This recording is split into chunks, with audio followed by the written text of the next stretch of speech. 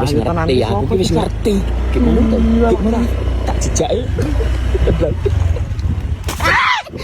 Ya Allah. Ngerti ora sih nek wong lewat ki? Lah ngopo to? Tabrak wae. Iya nek ngene iki jan kembang desa. Waduh. Iya. Kembang desa kaya ngene. Sian weh. Lawane. Iki ibarate nek kowe dadi kembang desa luar biasa lho to. Jan aku kembang desa, Mas. Wis esuk tak silih. Apa? Anggo bedil-bedilan tentara. Oh, ngajar Sian. iki. Heh, aku meh ngomong. Lah nang ndi kancaku wae mau. Kabur.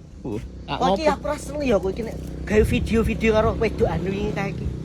Lah kan gur syuting. Arep syutinge mbok rasa tok pamer-pamer kayak ngono lho. Lah kan karo kowe iki yo ngerti to lho ngopo dadak cemburu. Lah arep pokoke aku ora cemburu ya, Mas. Aku rindu bagaikan hati Nek Allah. aku ora seneng wae kok iki nempel-nempel karo wedokan kae iki. Coba-coba ele.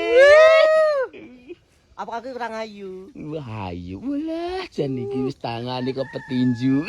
Wah, ninju ki yang semoncrot, Mas. Piye? Ngene-ngene kuwi tau jatuh cinta karo aku, Pak. Jan bokong iki. Munafik. Yuk, tuh. Tuh. Kowe nang ndi esuk-esuk mblanjet poso-poso ki. Ora nukoke janganan ibuku lho desa soal dinggo engko nggo buka. Oh alah. Lah pirang lah aku yang ngerti liwat mak gliben ning ngene kok. Mboten ora, saka mburi aku ya sapa? Jan nek wedok tenan tak perkosa. Enggak lho, Mas. Mbok poso ke tak lakoni.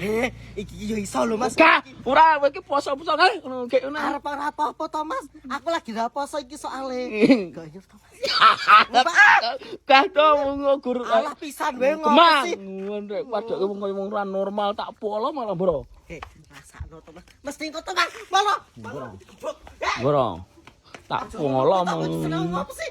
Lha wong ya guyon-guyon nek kon ngebel kuwi gak. Lah ini bolongane lho, Mas. Gek wis gek minggat tangan nang. Alah, kowe iki. Hati-hati to. Dah, Ya, assalamualaikum. salam.